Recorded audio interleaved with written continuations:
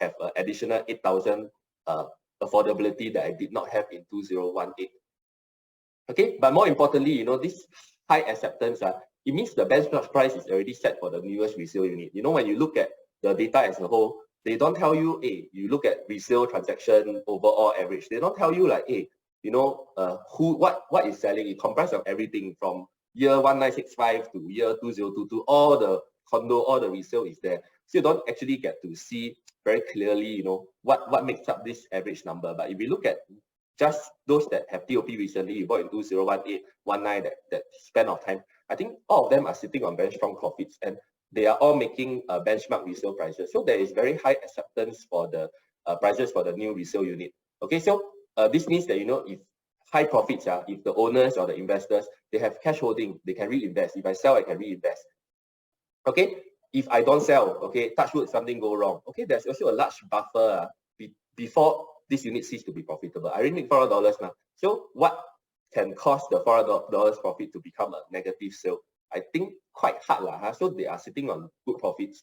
Okay, and because of the TDSR guideline, they usually also have holding power. So it takes, you have to go down by 400, and then you have to go down by another 400 for so-called a fire sale to happen, which is unlikely. The buffer is just so wide.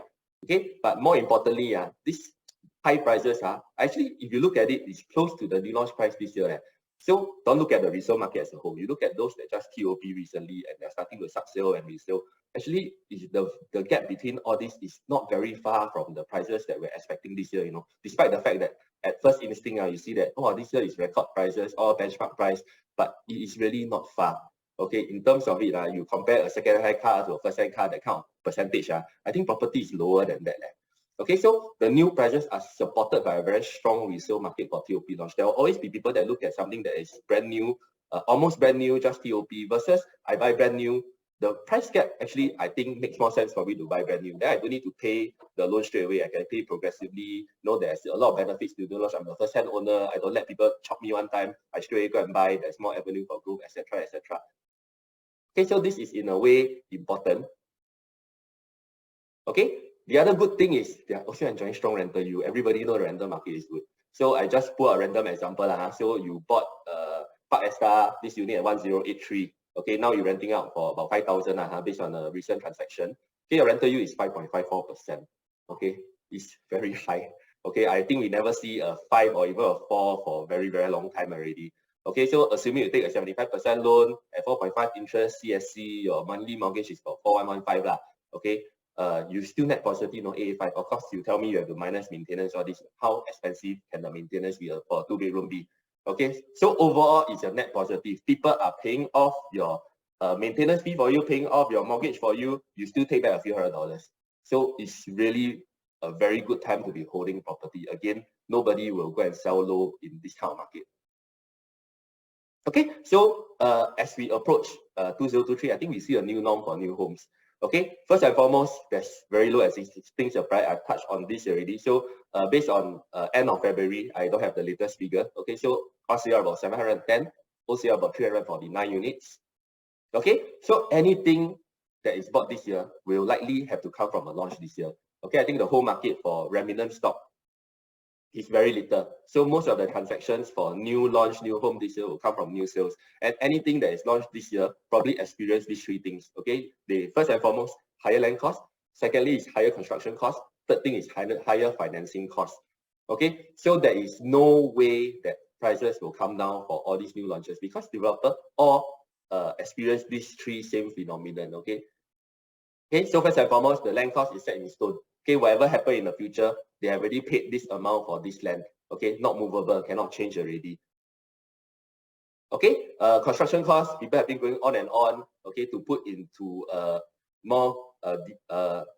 more visible detail, about double in the last 2 years. Okay, some developers tell me, you know, last time construction costs used to be 280, 300, now can go as high as 500 or close to 550. Okay, interest rate, you know, everybody say, well, interest rate go up is very pain. But do you know that if you think about it, the most painful person or the most painful category of people for interest rate is the developer? Because you and me, we borrow 1 million, 500,000, 2 million. The developer borrow 200 million, 500 million, 1 billion. Okay, so interest rate is very, very painful for them. And as business people, they probably got to recover. So there is no room for the developer to adjust price downwards for anything that is probably that's going to launch this year and probably next year. They have no margin to go down. So the price is there already. It will not go down. Okay, then the next question, of course, is, hey, then okay, lor, this one set in stone. But you know, the government release more site, ma. They say they want to add new supply, ma. So will this upcoming land be cheaper? Okay, so two things. Number one is if the developers can transact 8,000, 9,000 unit at this new norm price, do you think that anyone who get this unit when they launch 1.5 years later, they will go and sell below? No lah, they wouldn't. And I want to come back and to this point is whether they can get the land at a low price in the first place or not. So first things first, all these upcoming sites they have base, okay, meaning that you know there is a comparable or there's something very attractive to this site that there should be competition for it. Okay, so you look at Lentor Gardens, the nearby parcel was one at 1130. Okay, Marina Gardens, this one is a blank canvas. Nobody knows what's going to happen there. It's the first plot, so there's no comparable. Okay, Jalan Tembusu CDL won it at 1302, launching now Tembusu Grand. Okay, Lentor Central, okay, the last site there was one at 1108 nearby. Okay, Champions Way, this is in Woodlands. This is the first residential in Woodlands in 2011. Sure got people fight for it one. Okay, and then Media Circle is near to One North. Okay, the One North sites, the last one was 1246 PSF PPR. Okay, and then even on the reserve list, okay, UOL won Pine Grove at 1318. Okay, Clementi Avenue 1, 𝘁𝘓𝘓 𝘢𝘢. Okay, sure will have people one. Okay, Lentor Gardens we've gone through, and if let's say the Toa Payoh one is released, okay, this is the first residential in Toa Payoh since 2015. Again, sure will have people go and fight for it one. Okay, so the other thing why I tell you this is that developers will defend their site. Okay, so for example, I use Lentor as an example. Okay, so Guapo Land won Lentor Modern. The next plot they went in with Hong Leong and TID. They have a lake in it. Okay, and then after that, the next one, Lentor Central, the Lentor Hills Parcel B, TID, because they got a lake in Parcel A, they went for Parcel B. And then for Lentor Central, even for Lentor, although they didn't win it, you can see that Guapo Land actually went in. So developers will defend their sites. Okay, so the ultimate objective of a developer, if you follow the land tender over the last donkey years, okay, as long as I have a vested interest in the site nearby, chances are, unless the market is so strong that I got no fear, I will go in and I will place a defensive bid. Okay, so the reasoning is very simple. Any developer for a nearby site should not get a price that will affect my current site too much. Okay, you can get it cheaper than my current site is okay, but you won't be able to launch at a price substantially cheaper than me. Okay, of course, for our context, we use the example of Tembusu Grand. Okay, so Tembusu Grand is launching now. Grand Diamond is probably launching later this year. Do you know that CDL also went in for Grand Diamond? Okay, because this is a huge site, it's a $1 billion site. Only got financial master developer can go in. So they actually also put in a bid. So the whole objective is very clear. As long as you can get it, but you must get it above this reserve price that I place. So either I control the land of the price of the surrounding, or you have to sell at a price that you probably cannot be much cheaper than me. Our price will be comparable. It will be down to product. The difference will be quite manageable in terms of sales. Okay, so the next site, of course, we have Jalan Tembusu JLS. This is closing on 18 July. So two things. Number one, if Tembusu Grand as expected sell very well, do you think anyone can get a site very cheap? Okay, and then touch wood if Tembusu don't do very good, do you think 𝘒𝘂𝘓𝘕 and CDL will let someone get this land for 1,000 PSF PPR and kill them? Especially Grand Diamond, they are launching in July with 1,000 units. If this one the land cost is $900, do you think they will die? They won't allow it. Okay, so of course this cannot say 100% will happen, but if you follow the trend of land tender in the last maybe 10 years, I've been in the market for 10 plus years, generally you see this. If I have a vested interest nearby, I will go for the site. Okay, next thing, okay, developer is the one that is also hit hardest by the recent measure. Okay, so if you think about it in terms of land price, wherever you see the land price moving forward, right, you must plus 2% more, because developer also got to pay BSD. So let's come to Continuum example. So the land price is 815 million. So that time when they buy, the BSD they pay is 32 million, about 32 million. If they buy today, the BSD is 48 million. Okay, the difference is 16 million. Okay, so this also adds to the developer's cost in acquiring land moving forwards. So if you want to tell me that, hey, you think that the land price in the future will go lower and lower and lower, and the price, moving forward after all this batch of land, this 30 over 40 launches that got it at high land price is clear, and whatever is tender next year, the land price will start to progressively go down by a significant margin. I honestly don't think there is an educated basis to think so. Okay, of course you can dream, you can hope. I also hope I take Toto. Okay, sometimes it happens, sometimes it may not, but most of the time it will not. But there's really no logical basis to assume that land price will go down in the next 1 year, 2 years. Okay, so with that said, so the new launch price is actually going to be crystallized. If this year we sell just another 9,000 units, so over the last 3 years of COVID, we sell about 30,000 units at the new norm prices. So this will basically crystallize the market already. Everyone that is going for land will know that this is the base price, and nobody who is realistic in trying to get the land. Of course, some people put very low and poke, but if I am genuinely want to maybe get this land, I will probably have to price it at this new norm benchmark, maybe low, slightly lower. But if you really motivated to get the land and you put in a bid that's significantly lower than the current benchmark of the 30,000 new homes units transacted, I think it's quite unlikely that you'll get the land.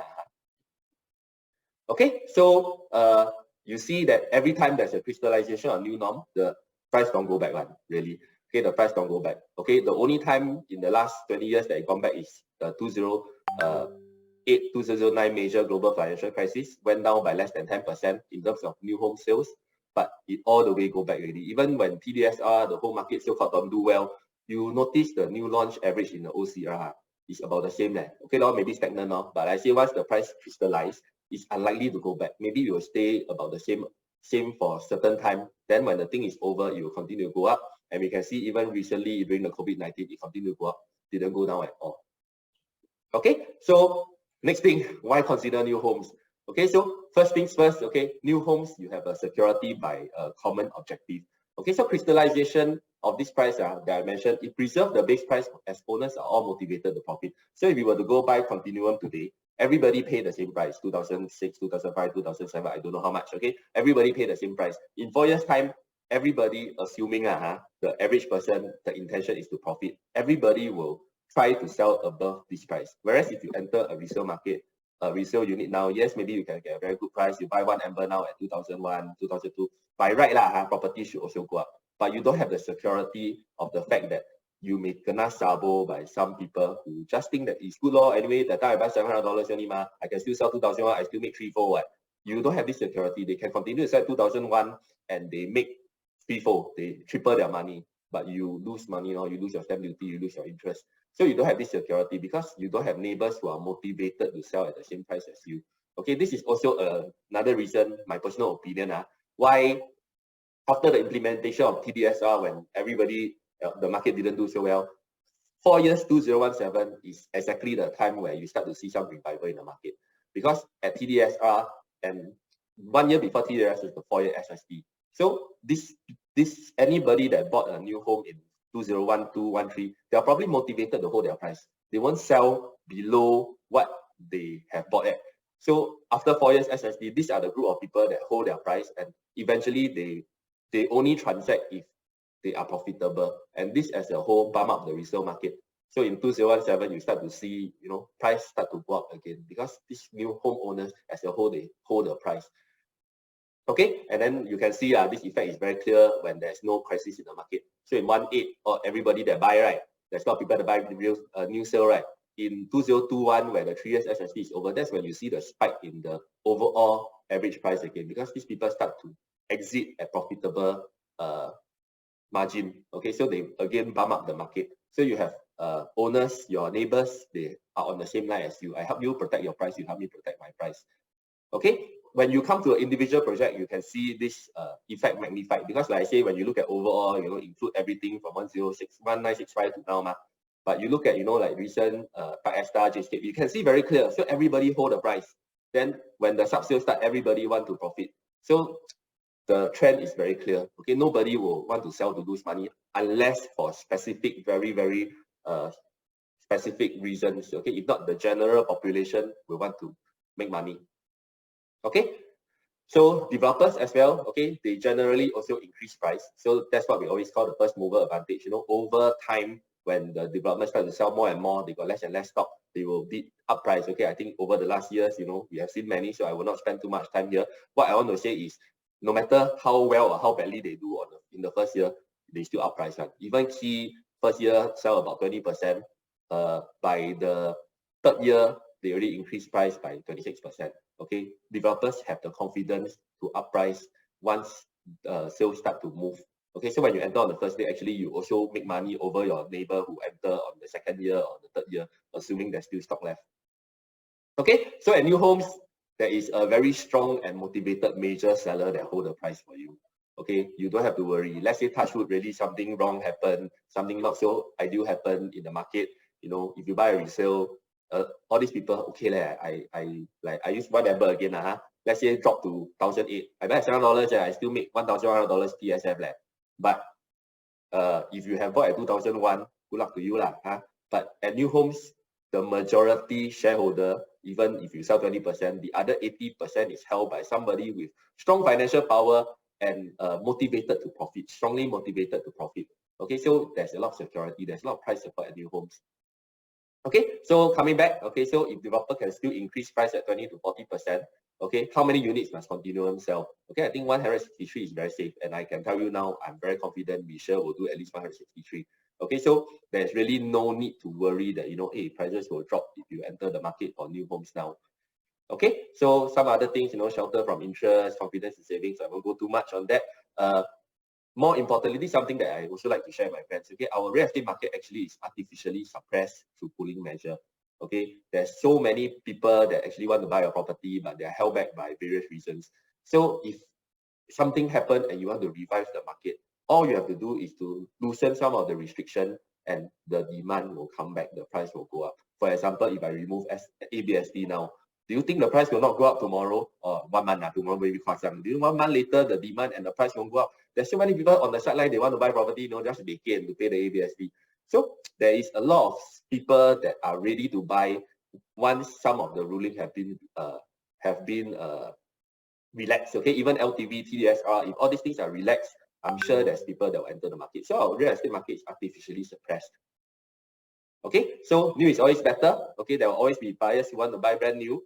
Okay, all things being equal, the first-hand property usually appreciate faster than resale. So you buy a resale and the first-hand at the same point of time, 4 years later, usually not 100% of time, but I would say 95% of time, the new launch will make more if it's a comparable project. Okay, use J-Scape as an example.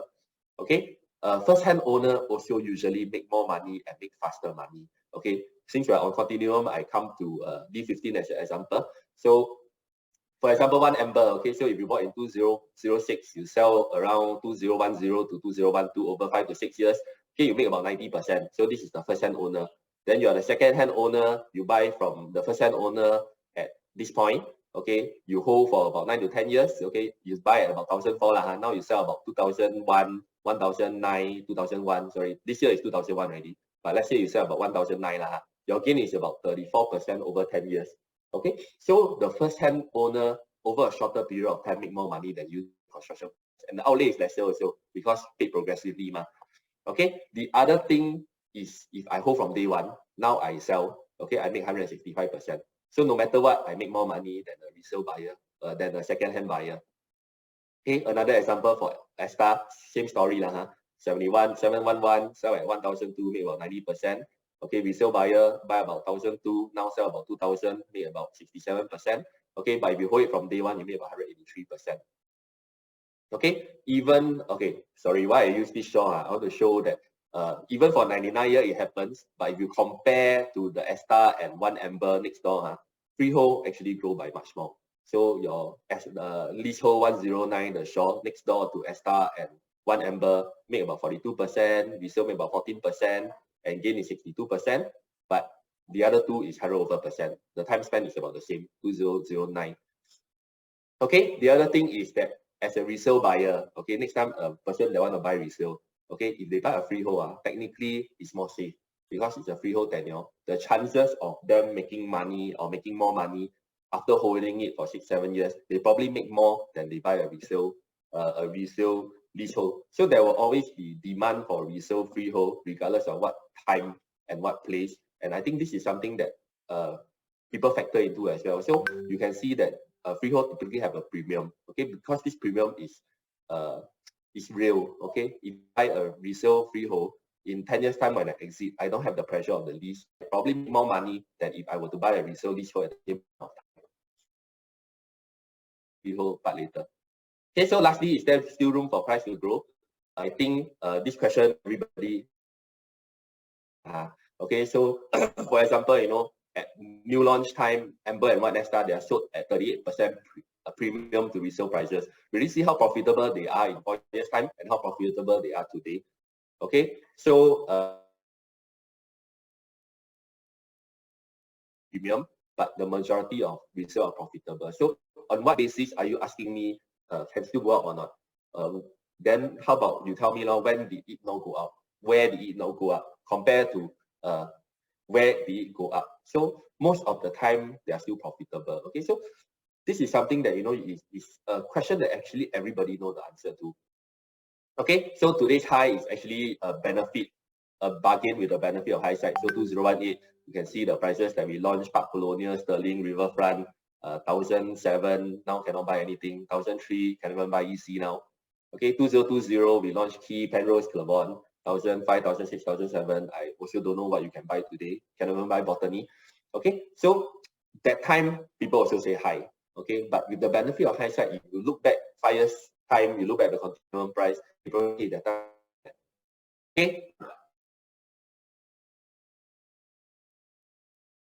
this is a fact lah. Okay, I got it from SingStat, I got it from government websites lah, so I assume it's true one. Okay, so land size for Singapore as a country from 1960 to 2019, 59 years, our land size increased by 24%, 25%. Okay, from 581 square kilometers to 725 square kilometers in 2019. From 1980 to 2022, 42 years, our household, not population, number of household increased by 196%.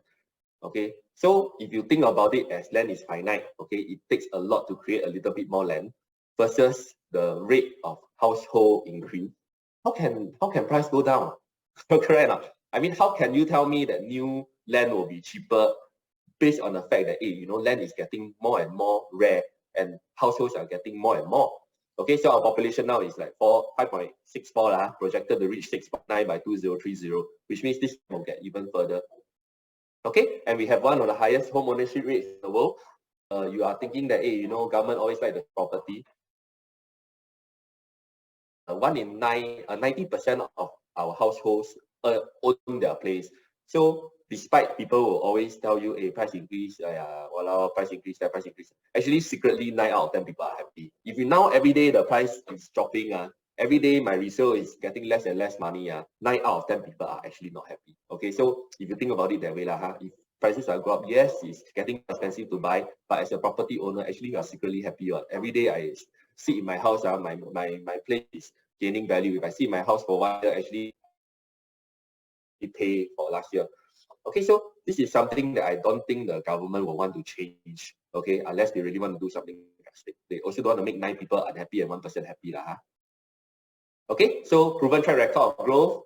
Okay, this is a point that I also like to bring out. So another thing about why property value, you know, if you buy, is there room to grow? Okay, I don't have this year's numbers, it's still not out yet. Okay, but you look at 2021 alone, okay, about 1 in 4 buyers, they pay ABSD. Okay, so in terms of quantum collected in ABSD is more than 2 billion. Okay, so if you think about it again, if all buyers have the same motivation to profit, okay, then whoever, all the people, all the properties that, all the new homes, all the properties that sold in 2021, there is a $2 billion buffer already. Because if I want to make money, I sure must cover back. So if everybody have to cover back their ABSD, from the ABSD alone, the market must increase by $2 billion. So there is room to grow, even I throw everything aside, just based on what has been transacted in 2021, last year, and maybe this year. Every year there's people paying ABSD. I don't have the value, I only have the value for 2021. So based on 2021's value alone, you need to recover 2 billion from the market. The prices of the overall transaction in 2021 need to grow by 2 billion if everybody wants to be profitable. Okay, so Again, expectation of future price, when people ask you, actually they know the answer. If you look back, think back, in 5 years' time, you instinctively you tell me, is it cheaper or more expensive? It will take a very garang person to tell you that it's going to be cheaper. Most people, they know in the back of their mind is expensive. It's going to be more expensive. So why I take so long to go through this review is just to help you to give them the reasons, okay? Help to share with them. They know one, okay? But I think it's good for you to re-emphasize to them, you know, all these things that they know, but they may not know exactly the reason or how it will come about, you know. Don't have to share everything. Again, a different customer got different needs, but I think it's just to share, you know, a bit of a viewpoint on the market and what to expect. Okay, so I think the question that everybody should have is not whether price will go down. The question is, we already see every few years the market will surge one time. So the question is, when will the surge be? Okay, if you are a first-time owner looking for first-hand home, or you are an investor looking for first mover advantage, when will the next surge be? Because you already know you buy in 2018, you make a lot of money. You buy in 2020, you probably make a lot of money. So when will the next surge be? For someone who's hoping to make money, or you buy in 2018 and 2020, at the same price, you probably have gotten something better. Okay, so you don't buy now, yes, no one can guarantee you, you know, whether this year will grow how much or what, but over the long term, you will definitely pay more. Okay, so I think that is the message that I think this whole long story, grandmother story is trying to convey. Okay, so I move on a bit to Continuum after the backdrop of this. Okay, so first things first, Continuum, I hope you know by now, is jointly developed by 𝘱𝘢𝘕 Realty and Sunway Developments. So actually, these two developers are award-winning developers. We have actually done a lot of their launches over the last few years. Park Central, Park Canberra, Terra Hill, 100 Palms, the one they sell EC, you know, they have been developing things for a long time. In fact, you go to D15, a lot of the developments, not a lot, I'm going to say a lot. Some of the developments there that are actually quite old already, is already developed by 𝘱𝘢. So they are a developer with a long history.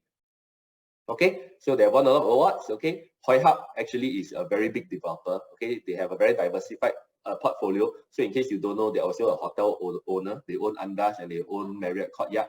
So they are a very big developer. Okay, Sunway Developments is the property arm of Sunway Group. It's also one of Malaysia's top multinational property construction corporations. So together they bring you the Continuum. Okay, so some very brief details: 816 units. Okay, 4 blocks of 17 stories, 2 blocks of 18 stories. Okay, split across 2 plots. Okay, this one I will elaborate a bit more, but I think we got one of the most iconic unique sites in the whole Singapore. I think the whole Singapore cannot find something so unique and so nice. Okay, so you have a north plot, block 1, 3, 5, and you have a south plot, block 2, 6, and 8. Block 4 is actually the clubhouse. Okay, then it's freehold in tenure. Okay, target notice of vacant possession is 17th of November 2027.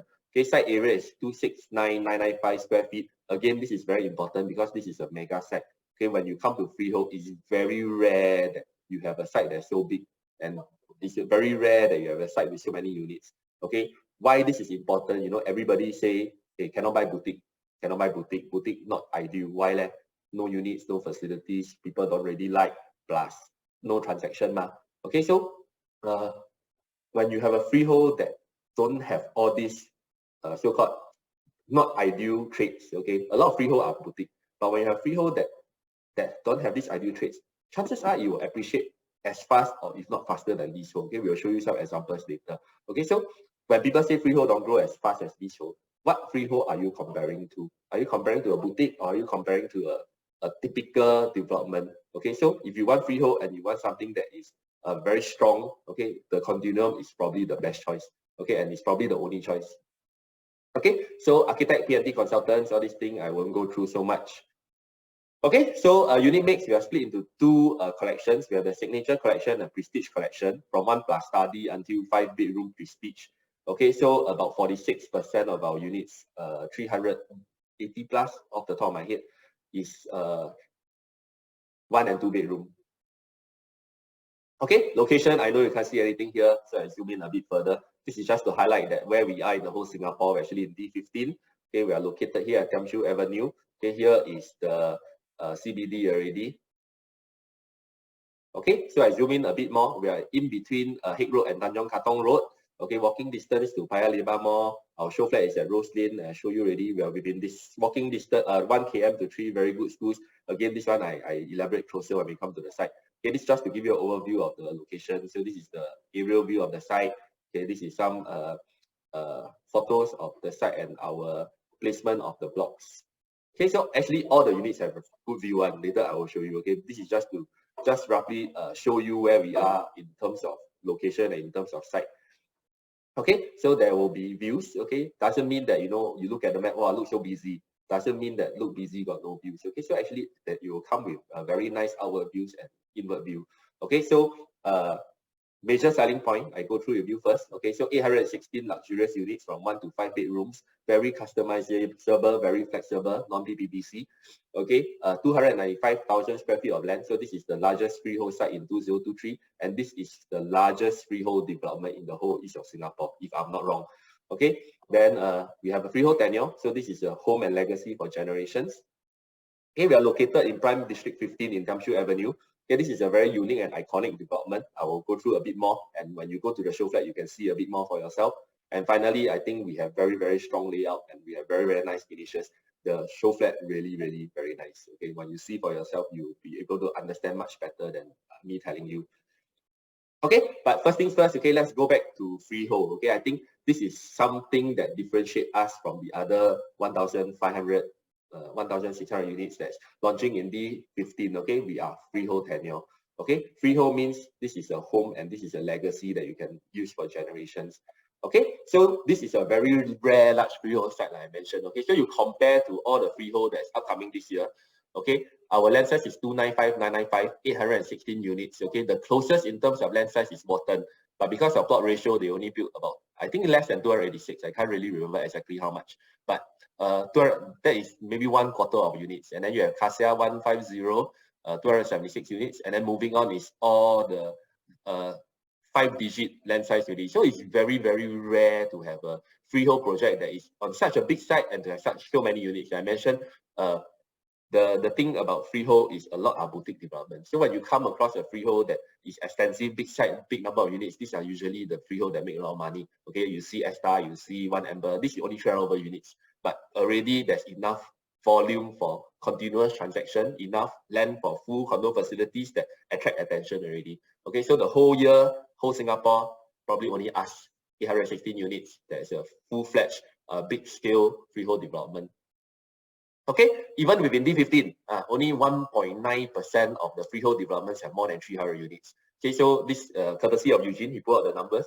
So out of 519 freehold developments in D15, only 10 got more than 300 units. So can you imagine how exclusive we are in this club? Okay, and if you look at leasehold, even in terms of leasehold, out of 26 developments, only about 12 got more than 300 units. So it's very rare to have a mega development in D15, let alone a freehold one.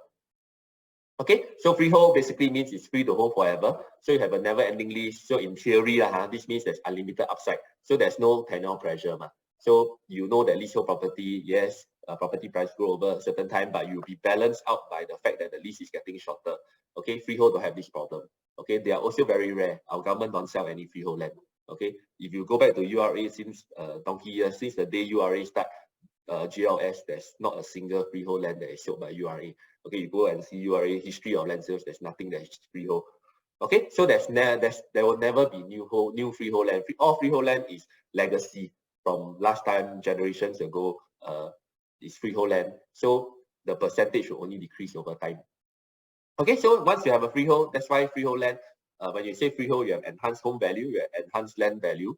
Okay, I cannot pull out all the examples, so I pull out some. Okay, this one you probably seen before if you've done Terra Hill, but Pandan Valley is my first instinct of a freehold development that's old. Okay, because it's really very old. So despite being one of Singapore's oldest condo, okay, the price appreciated by 211% in the last 20 years. Okay, and in the last 20 years, it's already 25 years old. I think you will struggle to find a 25-year-old condo in Singapore leasehold, left 70 years lease and appreciate 211% in that period of time. Okay, I think it's hard to find, but never mind. We compare with just next door, which is Pine Grove, 99 years. So at the same age, when Pine Grove is 25 years old, okay, it appreciates by just 78%. Okay, of course, you tell me different time. So we look at it at the same time from 2009 to 2022. Pine Grove is 25 years old, increased by 78%. Okay, in the same time span, Pandan Valley is 32 years old, Okay, the price increased by 107%. Okay, so despite being older, okay, Pine Grove grow much more than Pandan Valley grow much more than Pine Grove over the same period of time, just because of the fact that it's leasehold. No lease pressure ma. Okay, so I think you can really attribute the difference in growth to tenure. Okay, you have more stamina. So I think again this example I've shown before. So if you look at Park Shaw freehold versus Water Place, the age difference is about 10 years. Okay, but over the last 20 years, Park Shaw from cheaper become more expensive, appreciation is much higher. 8 Edward Lane, Blossom, again same story. Okay, we come to D15. Okay, this is a new example that I added in. So we look at the 𝘂𝑠𝑡𝑎 and we look at the 𝘱. So the 𝘂𝑠𝑡𝑎 is here, the 𝘱 is here, they're next to each other. Okay, the 𝘂𝑠𝑡𝑎 was launched in 2006. Okay, the 𝘱 was launched in 2009. 103 years leasehold, sorry, not 109. Okay, so it was priced when the 𝘱 was launched. It was priced $107 higher than 𝘂𝑠𝑡𝑎 on average.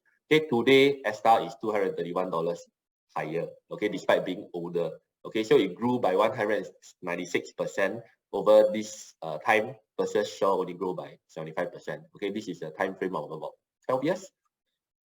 Okay, but then again, the next question that I think a lot of agents also always tell me, hey, my client only looking to hold short term, so why should freehold be important to me? I only want to hold 4 years, then after that I flip already, so why is freehold important to you? It's very important because of two things. One is you are looking to buy in D15. Two is freehold give you the best of both worlds. Okay, I'll touch on both So first and foremost, freehold give you greater flexibility. You don't need to worry. You can hold longer. You 4 years you can make money, sell lor. If not, you can hold much longer. You have flexibility. And the other thing is, who say freehold don't make money in 4 years? Okay, so there's a lot of factors in play when you say leasehold grow faster than freehold. Are you comparing the leasehold to a boutique freehold, or you compare a like for like example? You can easily pull out example of freehold or 999 that in a short span of time grow as much or even better than leasehold property. Actually, the thing that is at play here is not the tenure. The thing that's at play here is the location or certain project characteristics, etc. Okay, so recently I just pulled out key. Okay, sub-sale already gained 24% over 3 years. Amber Park, your recent sub-sale gain about 12%, and then Sky Everton, your recent sub-sale about 10%. Okay, so actually already make money. Who say freehold when you want to sell at TOP don't make money? So not only can you make money at TOP, assuming it's the right product, it's a big scale freehold development, you also have the flexibility. You want to hold long, you also can hold long. Okay, and when you come to D15, okay, when you tell me you want to sell, you also must find someone that want to buy, right? So do you know that over the last 10 years in D15, about every 3 in 4 resale transaction is freehold? So I don't know why, okay, but I think I draw the conclusion that maybe D15 buyers like to look for freehold lor. So you want to find someone to sell in 4 years time, you also must find someone, right? But out of every 4 buyers, 3 want freehold, only 1 leasehold. Okay, so over the last 10 years, total about 9,000 resale transaction, 74% are looking at freehold. Okay, and in terms of numbers, okay, freehold resale property in D15 grow faster than leasehold ones. Okay, so you look at overall D15 resale transaction, freehold versus leasehold in the last 10 years. Okay, freehold resale grow by 39%, leasehold grow by 21%. You tell me, hey, 10 years okay, I go to 5 years. Okay, last 5 years, freehold resale grew by 24%, leasehold resale grew by 22%. Okay, 5 years look shorter. So I look 3 years. Okay, freehold resale grew by 21%, leasehold resale grew by 14%. Okay, so freehold resale property in D15 grow faster than leasehold ones. You give you 10 years, give you 5 years, give you 3 years. Okay, freehold grow faster.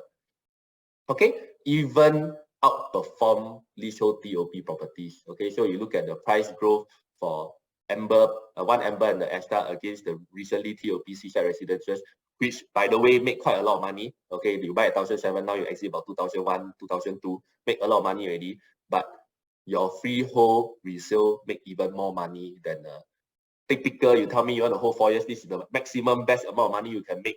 Kind of leasehold 4 years, you cannot even win a freehold resale in D15. Okay, so maybe you can tell me location a bit different, yes, but by right you should make more. So this is how valued freehold property is. I don't dare to say island-wide, but at least for D15, you look at the numbers, this seems to be the case. Okay, the next question is, I think a lot of buyers buy freehold for legacy. So I thought I just want to add this in. Okay, so if you're looking at the new launch prices today and you think it's very expensive, okay, I think there is a very good avenue for legacy when you pitch a freehold development. Okay, so first things first, if you look at the price since 2009 to now, okay, why I use 2009? Because that's when URA changed the way they look at the property price index. So actually Q1 2009 is the base period, it's 100% there. So anything actually you compare beforehand is not so true in a way. 2009 1Q is the base 100% period. Okay, so in the last 14 years, prices have increased by 88.6%. So that is about 6.32% a year in average. So in 20 years time, okay, the price will, if the average hold, the price will increase by 126%. Okay, so based on 126%, a resale RCR condo will cost 3,950 PSF, and a new launch will cost 5,868 PSF. You tell me, hey, I cannot be lah. Actually, it already happened. You look at 13 years ago, no need to go back to 20 years. One Amber at launch is 728 PSF. Today is 1,007, gain about more than 2 times. Okay, the new launch today is about 2003 Amber 45, 2004 for Amber Park. Okay, more than double also. So it has already happened before, man. So what can stop it from happening in the future? In fact, it's already a norm in Hong Kong. Okay, you see the PSF per square meter, sorry, is more than double of Singapore. So in 20 years time, we reach Hong Kong's today price. Not possible, man. I think it's okay, man. Very logical, right? Okay, so this means next time your children, if they want to buy a condo, okay, it may be a bit difficult And let's say you want to preserve some wealth, asset retention for them, or you want to give them some legacy in the form of a holding that's very secure, likelihood will grow, won't drop, and with no lease pressure, a freehold property is a very, very good choice to buy. Okay, so if you have hold, for example, if in 2005 you have thought of, hey, I want to buy something for my kids, 20 years time they grow up, at least they got a condo to stay, or if they are successful enough to buy something, at least there's money left behind for them. You will have made a lot, okay? The profit will have been a lot, okay? So you launch, let's say you buy one Amber in 2005 for your kids. Today, they are 18 years old already. The gain is 195%. So the record profit at one Amber, I think currently is about 1.9 million. Okay, if you bought Seaview again for your kid today, your kid is 18 years old, okay, your money has tripled again. Okay, record profit of 2.1 million. Okay, you bought Esta the next year, again, your money also tripled. Okay, from 711 today, it become 2001. Okay, record profit 2.156. Okay, all these are real. Okay, so you look among, every time there's a top gain and top loss, it's always the freehold property, that one, because it takes long time for the property to make so much money. Let's face it. Okay, for residential property, that you cannot expect that over 1 year the property will double in value. Okay, it takes a long time for property to accumulate so much growth that the increase is very substantial. But when it's leasehold, the increase is counterbalanced by lease decay. But with freehold, don't have money, you just keep growing as the market grows. Okay, so you have the option. Okay, first time I mentioned that flexibility, right? So if you are thinking of asset retention for legacy for your kids, to hold for generations, a freehold property is actually a very good choice, because if you are factoring in a long holding period, be it to help your kids with their first home in the future, or for them to have a pot of gold when it's time for them to experience life for themselves, the freehold property will make you much more. Okay, so that's why legacy is better done with freehold. That's why you see a lot of people that buy legacy, they go only for freehold. Okay, because if you hold for 20 years, 30 years, you know your leasehold will decay. And the other thing is that if you buy a freehold today, it's definitely cheaper than you buy a freehold 5 years later, or you buy a freehold 10 years later. So if I'm planning for legacy, I intend to hold it for a long time, I better buy as soon as possible. Okay, so the advantage in this way that the freehold have over leasehold is infinite. Okay, because even in terms of valuation, where they just take a 4%, you will forever be 4% higher than the new land that come up. So I'm 4% higher than a GLS in 2025, 2023 at maybe 1,003 PSF PPR.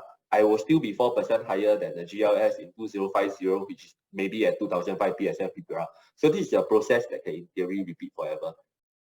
Okay, so other thing that I think again is my personal opinion. Okay, nowadays we all look at en bloc as a windfall. Okay, in 20 years time, en bloc may not be a windfall anymore, especially for leasehold properties. Okay, now everybody with a leasehold property is still healthy enough. minimum I got 50 years, 60 years, I still healthy enough, I can still 𝘚𝘧𝘓𝘕 okay, in 20 years time when you are left with 30 years, I think it will be a case of 𝘰𝘧𝘓𝘕. Okay, because when you got 30 years, number one, who want to buy for you? Number two, every day is going closer to the fact that my property will become zero. And once this start to happen in the market, all the developer will likelihood only go for low-hanging fruit. I got left 30 years or 40 years one, I can buy for cheap. The committee as a whole fire sale to me, faster just want to get some money rather than it becomes zero. Why I want to go for the left 80 years, 90 years one where, oh, they very high and mighty, want to ask for high price. So in the future, this whole en bloc may become zero because nobody want to go after you. They will only go after the low-hanging fruit and probably you are not worth much by then. Okay, so freehold will still continue to be the only mean of en bloc windfall. Okay, like I say, freehold is rare, there's no freehold land. Eventually, over a long term, I cannot say when, but sooner or later, someone will come for your freehold. Sooner or later, right? Because it's so rare, sooner or later, someone will come for your freehold. Okay, so this is because the fact that government don't sell freehold land, so it's only going to get lesser and lesser. In fact, they will take away freehold land sometimes and through land acquisition, so it will only get lesser and lesser. Okay, so less than 20% of the land in Singapore is freehold status, you will only get lesser and lesser. Okay, so price in freehold has changed in D15 over the last 10 years. So in 2011, Mayor Rise launched at about 1,008. Then in 2014, Amber Sky launched about 1,008. 2018, Amber 45 is already 2,003. 2019, Amber Park is at 2004. Okay, so if you are buying freehold, I think it's very clear that you buy now is cheaper than you buy later. Okay, because of the fact there's no supply. Okay, so we can see this already. So the latest collective sale in D15 is now at 1668 PSF PPR. Okay, for 96,000 square feet site. Okay, so in the future, potentially it could launch above $3,000. Okay, CONTINUUM land price is 1440. Okay, so this is already $220, $28 higher than what we are potentially selling next time already. Okay, so if time equals money, what happens if time lasts forever? Okay, so okay, sorry, I think I ali a bit too long. So we move quickly into D15. This one I will not spend very long because I think most of the buyers who are coming to D15 or actually, I think everybody that's in Singapore, you know what D15 is about. So this is the Crown District, Crown Jewel of the East. Why we say that? Because as somebody who lived in the East all my life, D15 is the ultimate destination. You want to move closer and closer to D15. If I want to stay I want to remain in the East, and I want to be in the best part of the East, D15 is number one choice already. No need to think one. I just want to go to D15. Okay, I think you ask anybody that stay in the West, stay in the East, and they want to upgrade but still stay in the East, their preferred destination will be in D15. The address may be different, but the district, that place that they want to stay is sure D15. Maybe Siglap, maybe don't know what, East Coast, maybe what, but it will always be D15. The ultimate destination that they want to go into, still stay in the East, but they want to move into, it will be in D15. Okay, so that's why you can see that there's a lot of demand. Okay, compared to overall RCR growth, it grow much faster, grow about 70% compared to overall RCR about 49%. Okay, in terms of transaction, so D15 have 1,087 resale transaction last year. This is 47% of the total resale transaction in the RCR.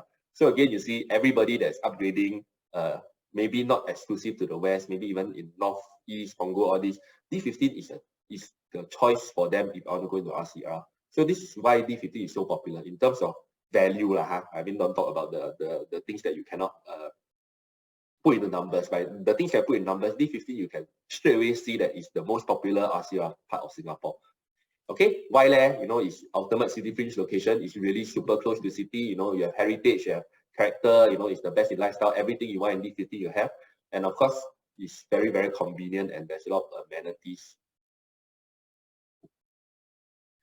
Okay, so you have good food, eateries, you have East Coast Park, you have good schools, you have a lot of shopping mall, and you have a lot of amenities.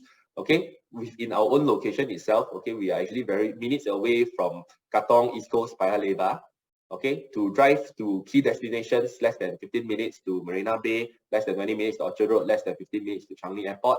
Okay, we are in walking distance to 2 MRT. Okay, walking distance. Okay, less than 1 km is very, very walkable.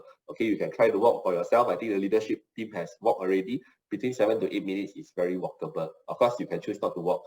Most people that stay in D15, they drive also. So they have car. You stay here, most people have car.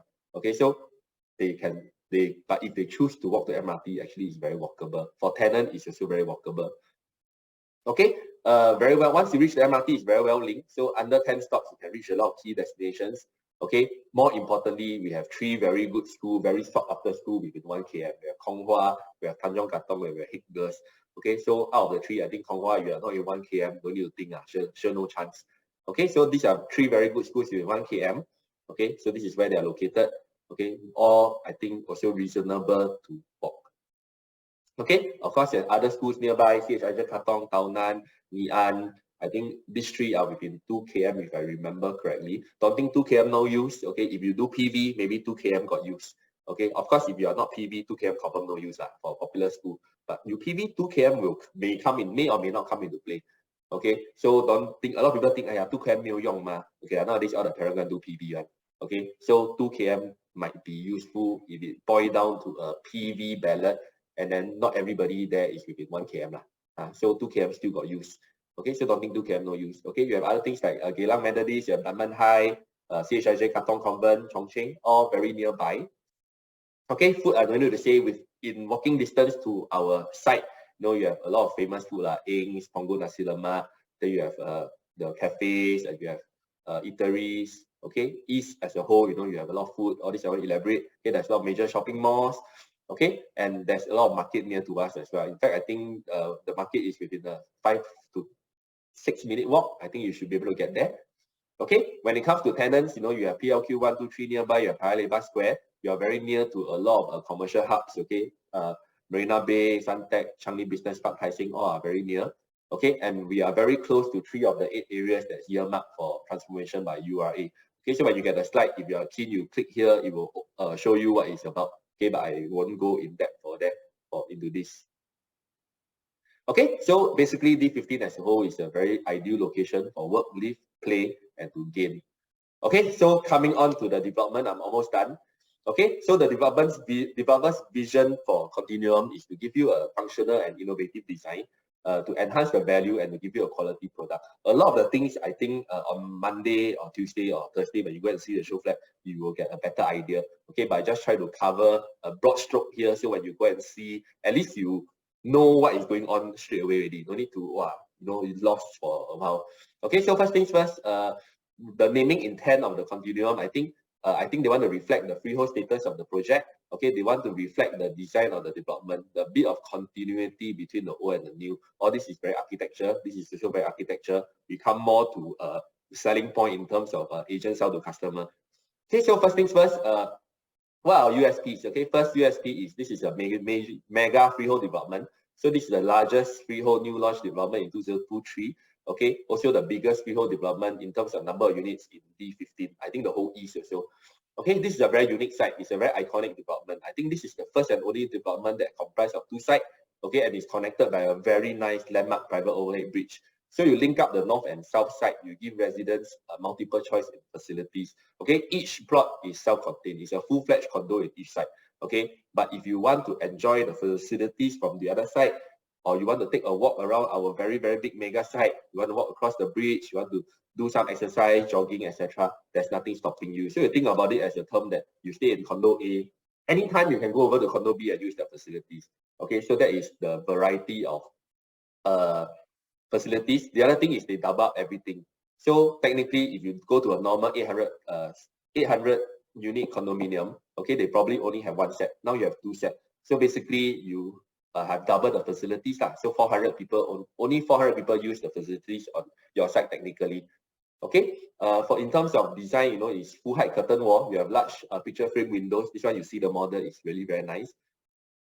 Okay, it's an integration of the old and new. So on the north side, you have the 𝘚𝘒𝘠 house that's being conserved. And on the south side, you have a very modern glass clubhouse that will be connected to the private overhead bridge. Okay, so this is integration between the old and the new.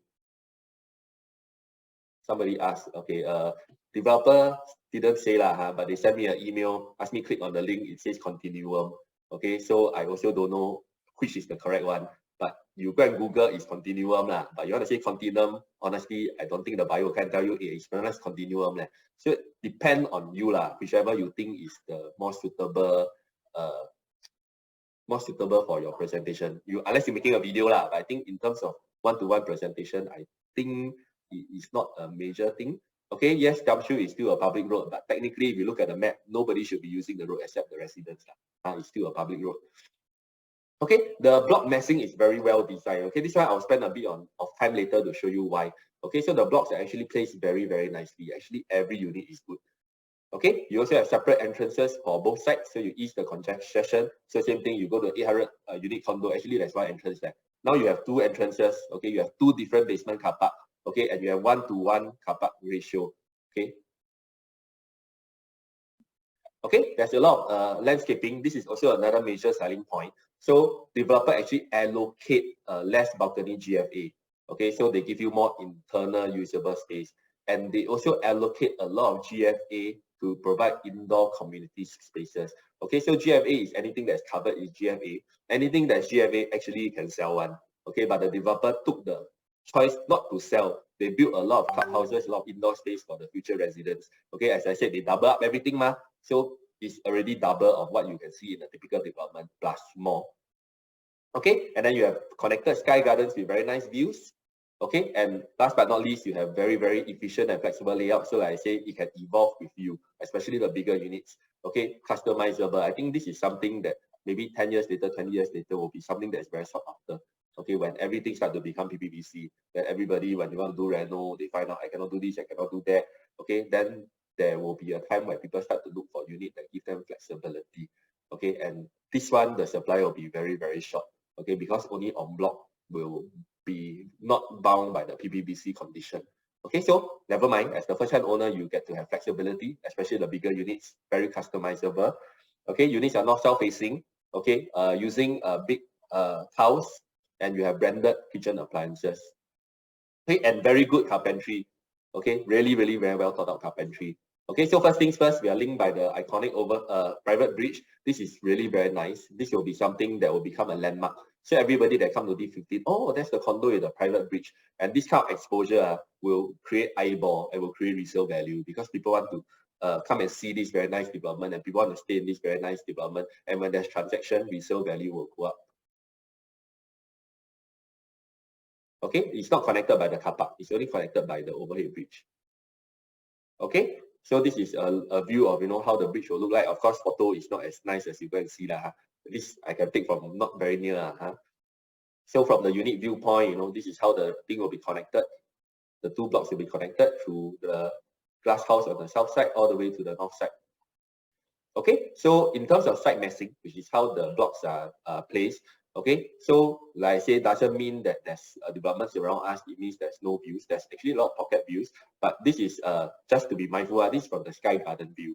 Okay, so whatever unit you stay, you can still go up the sky garden to enjoy all these views. Okay, for the specific unit one, we touch on a bit more later.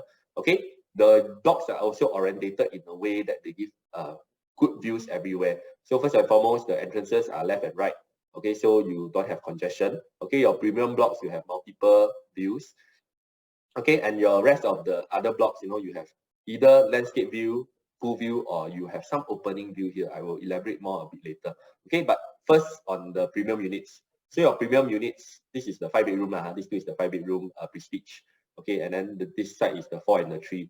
Okay, so you have view through the facilities because it's placed slightly protruding out. Okay, so this one will have view this way, this one have view this way. Even this unit, you have see the very nice 𝘗𝘛 house and a very nice setback. Okay, and you can look through. So this is towards the east. This is towards the Haig Road block. Okay, so you can visualize that. If you are here, you will look through the pool all the way to this view. Okay, aggravation. I really just an illustration. Okay. Okay, so from this side, you look through, you go all the way down. Okay, and then from the other side towards Tanjong Katong Road, sorry, I can only take from here because there's no high rise for me to climb here. So I think you just have to visualize when developer will give us some perspectives. So you'll be able to look through the facilities, and this side you can look through all the way across Tanjong Katong Road. Okay, so that's in terms of external view. Okay, in terms of internal view, okay, so this block, all the units that's facing facilities, you not only get a pool view, you get the view of the very, very nice concert clubhouse. and then actually it goes through all the way, again, estimation, okay, to the swimming pool for 38I suites at Emery Point. But even if let's say the building is blocked, you have a super far clearance, okay, super far unblocked, no setback. Okay, and then if the rest of the internal units all come with the view of the iconic bridge or pool view.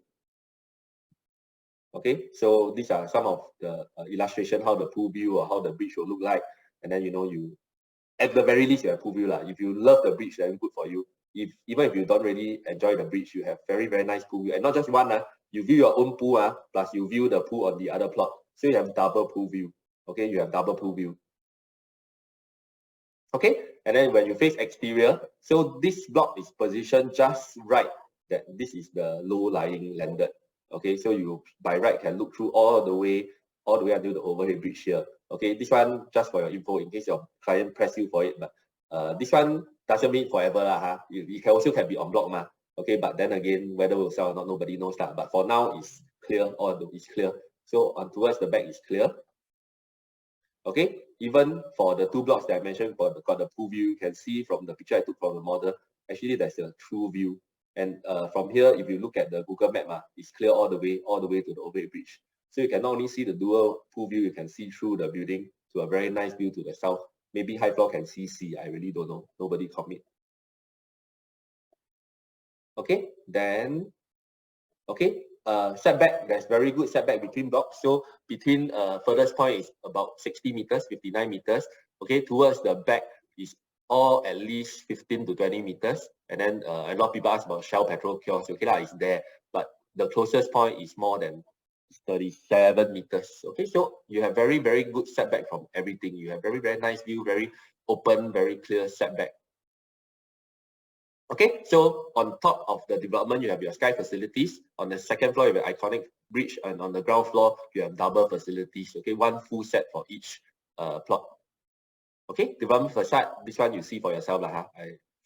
Okay, so on the north, you have the 𝘗𝘕 house, and on the south, you have the modern south side social.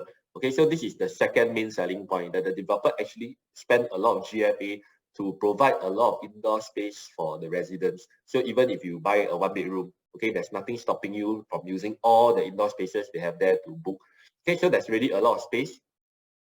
Okay, so at 𝘗𝘕 house, you have a clubhouse, okay, where you can do private dining, big area to sit, really very nice private dining, and you have a library to do work. Okay, and then on the south side social is 2 stories, so you have a karaoke room, you have a glass room for glass house again for your private dining, function room, and on the second floor you have a social room, so you can do whatever you want there lah. So this is the 2 main clubhouse, one on each side. So like I say, if you do a 800 unit condo, you have 1 clubhouse. So you have not just 1, you have 2, and both of them are very big in size and scale. There's a lot of things there.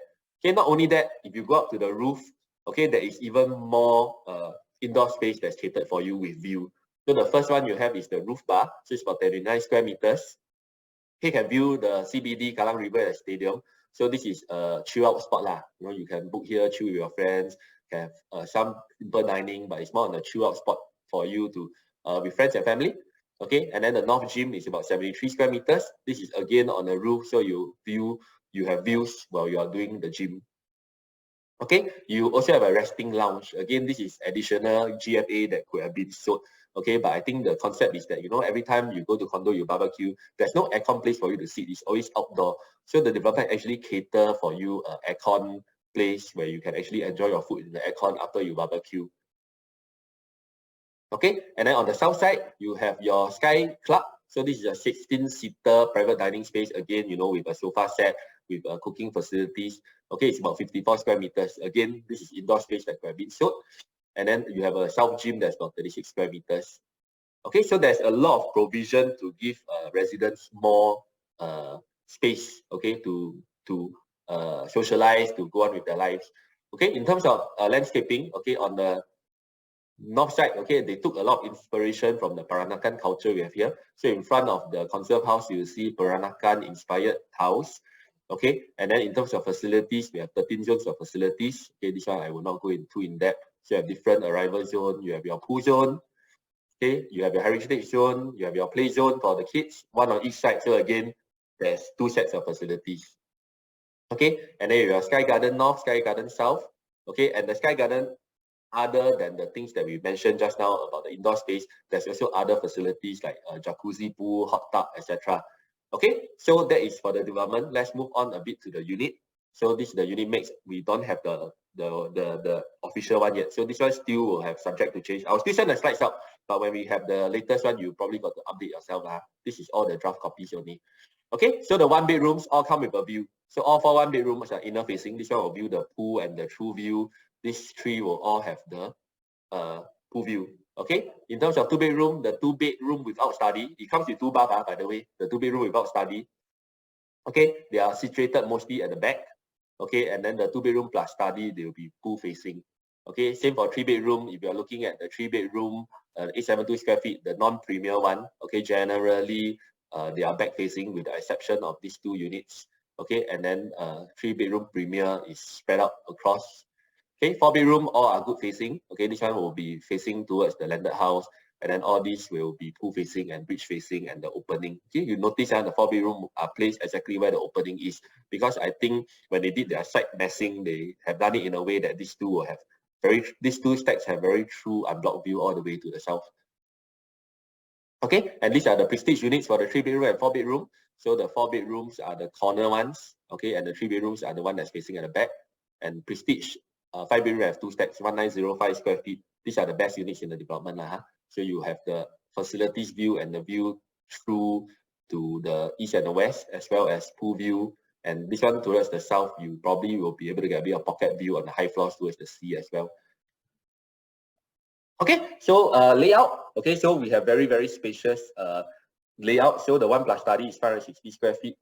Okay, it comes with a large storage space. Okay, like I mentioned, there's flexibility in the unit. So you can actually combine the study into the bedroom by putting the door here.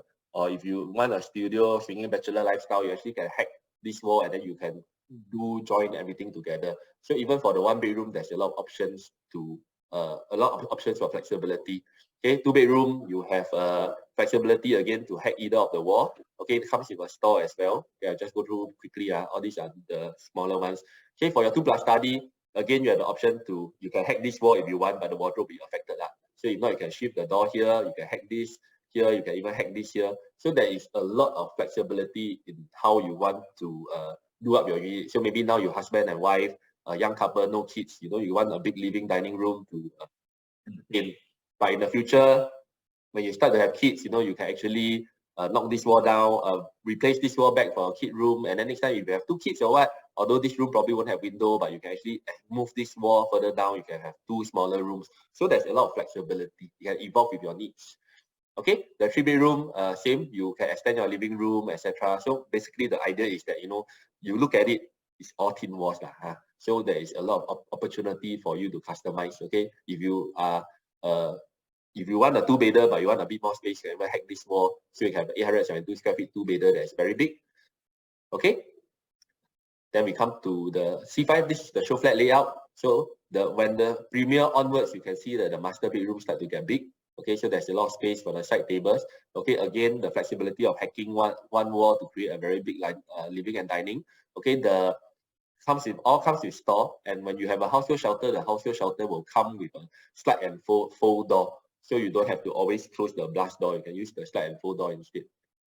Okay, 4 bedroom. Okay, so this is our show flat type. This is our prestige 3 bedroom. Okay, honestly, I think in all my years, this is one of the nicest layouts that I've come across. Okay, it's really, really very customizable, and even in its default form, is already very nice. Okay, so you have private live, you come in, living, dining. Okay, you have this study over here. Okay, that can be converted for multiple use. Later, I'll just show you in the layout. Okay, and then you have the 𝘱𝘢𝘕 signature of the living dining that celebrates the role of the kitchen. So is joined by the balcony. There's a glass panel, big glass panel here that you can look through into living and dining. Okay, so some of the options. Okay, bear in mind, from what the developer tell me, I think only one option no need to pay. The rest of the option there will be some slight cost, but we don't know how much yet. Okay, so the first option is you can enclose the study. Okay, so remember this space here, you can enclose it up to do a proper study. Okay, it will come with an additional wall and door. Okay, why there's cost? Because all the aircon position will change. Okay, according to how you customize the unit. We don't have the details yet, but she will briefly running through with me where the aircon will be, etc. Honestly, I cannot remember. So when we have the side letters, all these, then maybe you commit. Okay, but once you change the layout from what the developer is giving, there's a lot of work for them to do. Okay, a lot of additional work. So some of it will have some admin fee. Okay, so this is the first option. So you have your living and your study, you can enclose it into a proper study. Okay, second one is you can totally open it up. So you have a very large living and dining space. Okay, and then the third option, which is also doable, is that you can extend the master bedroom here. You have a very nice walk-in wardrobe here. Okay, so this is they will remove part of the wall. So this is the first three options. The other two is what we currently see at the show flat. Okay, so you can actually just extend a little bit. Okay, so you have additional wardrobe space or display space in the master bedroom, yet you keep your study. Okay, or yet you keep it as an extension of the living room. So you have the option to extend just a little bit, not like, oh, you either take it or leave it. You can extend just a little bit to create a bit of a niche for the master bedroom. Okay, you also have the option to combine the two guest bedrooms. Okay, and you can move the door here. So the original door is here and here, right? So you can move the door here, and then you can combine the two bedrooms. Okay, which is what they did for the show flat. Okay, which is really very nice. Okay, so this is when you see the show flat. So this is the alteration. They do a combination of option 5 and option 6. They move the wall down, so you have a study room. Okay, you still have a dresser table and additional storage space in the master bedroom. Okay, and then after that they tear this wall down. They move the door here, and then you have a boys and girls room, which is really very nice. I see already I also want to do. Okay, actually it's really very nice. Okay, so you have a big room for your two kids to share, and anytime you want, when your kids are old enough, boy and girl cannot same room already, just reinstate the wall only ma. Okay, so it's very flexible. You can do what you want with this unit. Okay, this is the 4-bedroom premier layout. Again, this is the Prestige collection also. It's very similar to the 5, which is the show flat. Okay, the difference is the additional room here. So again, there's a lot of customization options in this unit. Okay, I just show you what they did in the show flat. So when you see on Monday, you know. So basically, they removed this wall. Okay, so they extended the living and dining. This one become a sort of a man cave or a guest area, you know, entertainment area. And then they built a full wall here, and then they hacked this wall. So the master bedroom comes with a very self-contained study, which I thought was a very nice concept. So again, the whole idea of all this is to illustrate that this is a very flexible unit. Okay, you can do anything that you want up to your creativity. Okay, there's a lot of ways to customize these units. This probably will not be in the market moving forward. In fact, I think the 3-bedroom will probably be one of those, you know, resale. Once there's a unit, people step up very fast because really very nice. Okay, they also give you branded fittings. Okay, Visual, Samsung, Frank. Okay, same as Prestige. Okay, but Prestige you get a little bit more, like you get a washer plus dryer instead of washer cum dryer. Okay, and then the 5-bedroom comes with integrated fridge. Okay, bathroom features for the 3 Prestige units is the same as Signature. But the 4 and 5 will come with slightly different. Okay, so all these I leave it here. You can look through yourself when you see the show flat. Okay, I won't go too in depth into this. Okay, so smart home features. Okay, and this one I just put here, so I won't go through in depth. Okay, but I think it's more for you to prefer because the developer really gives you so much things in the Carpentry that I think a lot of things I see I thought is ID, but actually the developer got give you. Okay, so there's a lot of thought process. They really think of the Carpentry. They give a lot of things. Okay, so much that everything I open I thought is ID, but actually is given. Okay, so it's just for you to know. Okay, when you present, if you really can't remember, you can refer back. Okay, I go through a bit of the more key ones. So you can see that a lot of the cabinet, all the cutlery trays, lights, all these, they are provided. Okay, a lot of the fittings, they are also provided. Okay, in terms of vanity, you know, all the fixed panels, all this is actually quite standard, but okay, coming back to all the more special one. Okay, so when you come to the wardrobe, when you open, there's motion sensor light. Again, that is given. Okay, I can't remember the last time I saw this in not luxury condo. And then if you have done reno recently, or you have do reno before, you know to extend the wardrobe all the way to the top is a lot of additional cost. So you go to a lot of people's house, you see the top only got a panel, right? But no shelf one, right? Because to do all the way to the top is a lot of additional cost. Okay, but at Continuum, it goes all the way to the top. Okay, the wardrobe. Okay, when you go into the prestige units, once you step into the private lift, you know, all this carpentry is given to you except the lighting. So you have all the shoe cabinet already given to you. Anything wrong, please correct me. Okay, then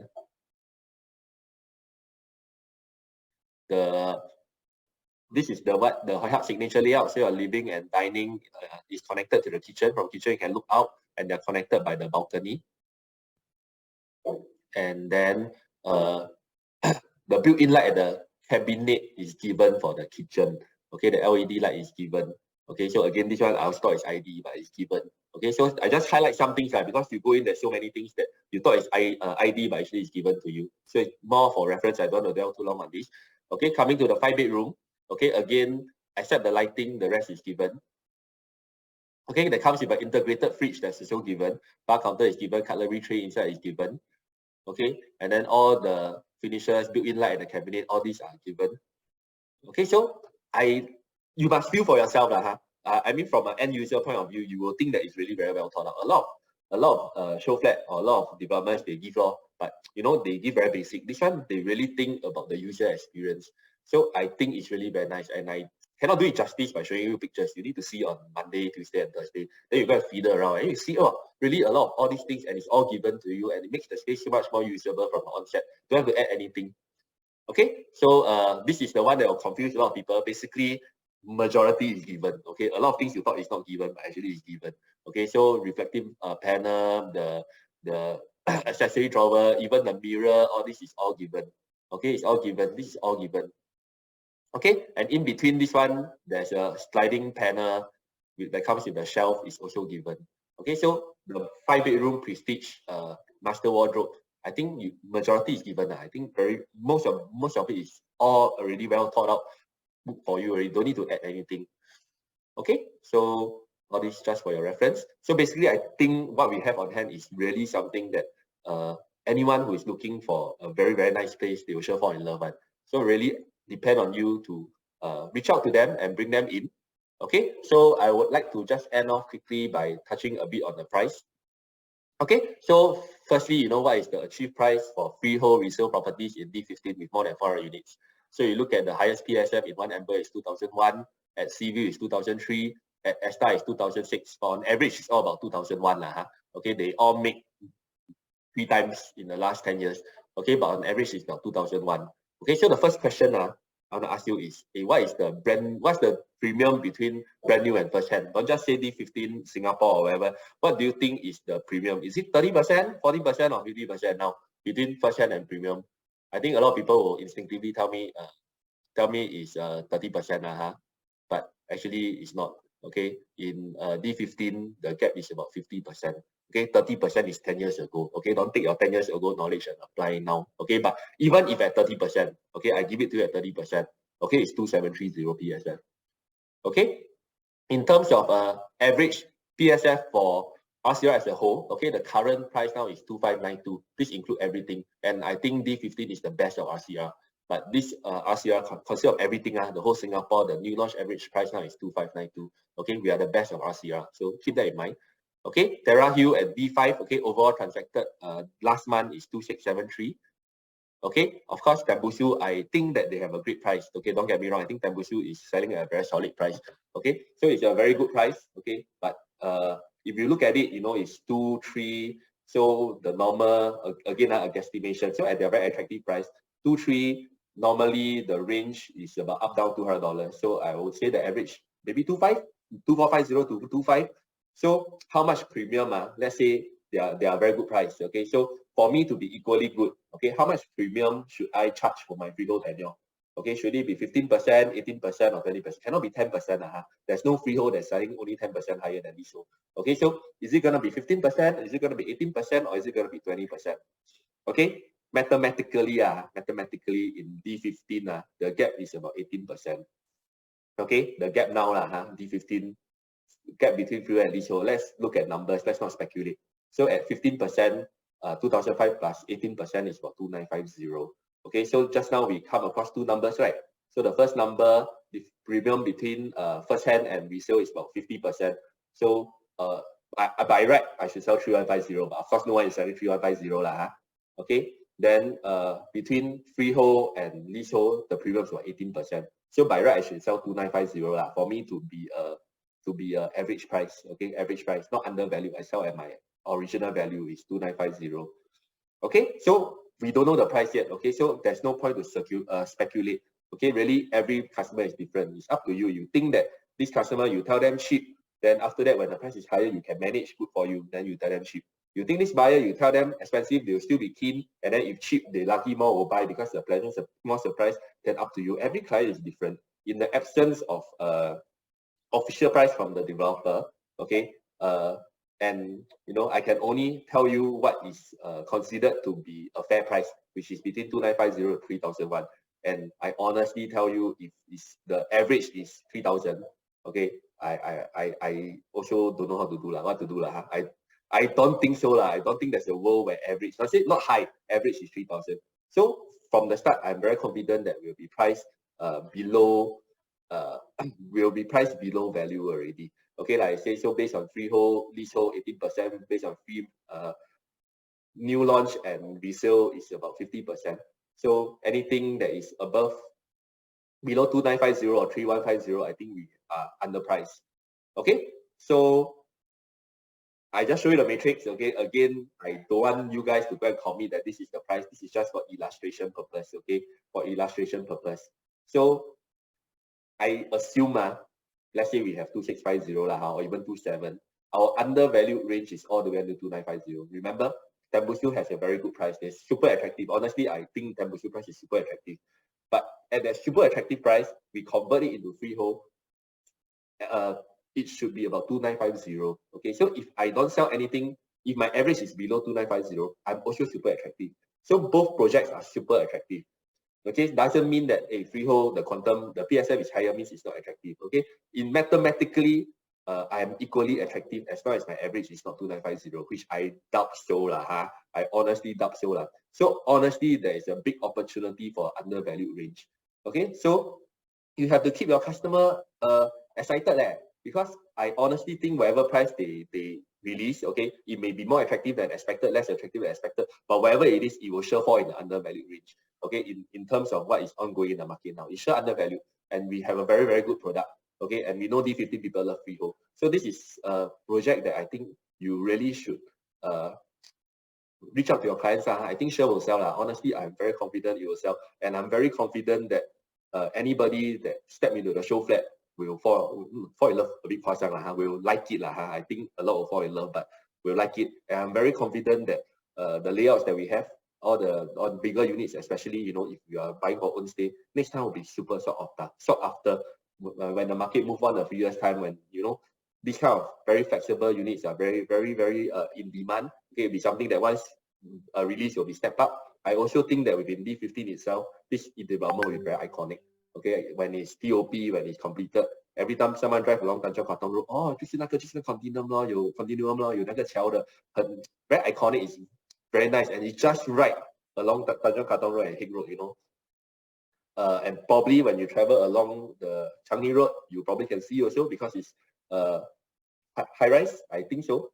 Okay, so I think this is something that will be very iconic in the whole D15. So if you are moving into D15, this is something that you probably will want to explore. And at 816 units, there is probably more supply of people selling. So when there's transaction, generally the price will go up. Okay, if you look at resale, you know, it's all bumped up by transaction. So I think really is a sure win. Every angle you look at it, this is a winning project. Okay, so sorry, I totally forgot about the prestige range. So same thing, anything below 2950, I think it will probably be is an undervalued range. So whatever price that we eventually sell at, I honestly think it will be undervalued. Okay, so remaining freehold developments also not cheap already. Okay, the 5-bedroom at Amber Park is 5 million. Okay, you look at our 5-bedroom, let's say at 2007 for our best unit, dual view, 1905 square feet. You see a layout so nice. It's at 5.1 only, if at 2007. But I think maybe we could a bit higher because this is the ultimate premium unit. Okay, 2-bedroom left over at Mirror Mansion is 3001 PSF 2.14. Okay, our 2-bedroom plus study, you know, even at 2008 PSF is about 2 million only. Okay, and then the 3-bedroom 2790 PSF, ours, like I say, we probably will have units that is within that range for undervalued range as well. Okay, and then of course you have the leasehold 99 live at MB. Okay, already selling 2.4 PSF. The bigger units at 2.6 PSF, about 4 million. The 2-bedroom is already 2 million. I would think that we will have quite some units that's below 2 million. If let's say at 2009 PSF is still about 1.8 only, and at 2008 is still about 1.9 only for the 2+ study. I would assume we still have a good amount of 2-bedroom that's under 2 million for freehold. Okay, so I think we really have a strong price point as well. But don't speculate too much on the price. Okay, wait for the official price. Up to you how you want to guide your customer. There is no official information yet. Okay, the only line that I want to say is Tembusu is super attractive. Okay, so if we are also super attractive, okay, we should be 2950, but we will be less than 2950 on average. I'm quite sure. Okay, actually I'm very sure it won't be 2950 average. Okay, so again, just to re-emphasize, the future price is already known. Okay, it's 1668 PSF PPR. Okay, ours is 1440, and we got 816 units to spread across. Okay, they got less than 1/3 of our size, so they need to make more profit with lesser unit. Okay, you think about it from developer standpoint. I got 816 units to sell, each unit I can earn lesser. Okay, but if I only have 50 units, each unit I need to earn more. Okay, so I won't be surprised that this will breach our mark by quite a bit when it's launched in 2015. So you already have a future freehold price to benchmark against already. Okay, so I think end of the day, I think we are very likely to be priced below value, wherever the price is when the developer release it. Okay, any price below 3000 PSF, I think it's a superb buy. Of course, I think it will be way below, but just to throw it out there, anything that's below 3000, I think this is a good buy based on current market norms. Okay, so to re-emphasize, why Continuum, okay, best of the East. Okay, we are a very rare, large freehold site. Okay, it's a very iconic development, and I think we will be extremely underpriced. Okay, so